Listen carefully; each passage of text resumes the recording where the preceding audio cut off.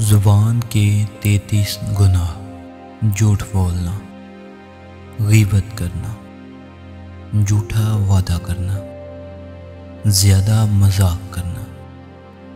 बदअखलाक़ी, दिल तोड़ना, दूसरों की बेइज्जती करना, तोहमत लगाना, ताना ज़नी, बेजा मलामत करना, मजाक उड़ाना, नाउम्मीद करना, गुफ्तार में रयाकारी, कुरानी उम्र का मनकर, ज़ख्म ज़ुबान लगाना, नाहक गवाही देना, गुफ्तार में तकब्बुर, अफवाह फैलाना, मोमिन को रंजीदा करना, दीन में बिदअत या इजाद करना, गालम गलोच करना,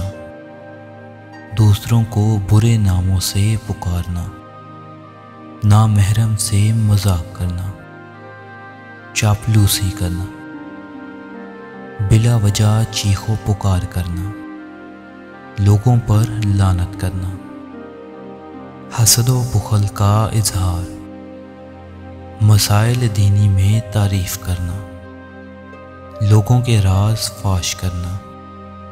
झूठी खबर देना, दूसरों की ऐब जोई करना, किसी की आवाज़ की नकल उतारना,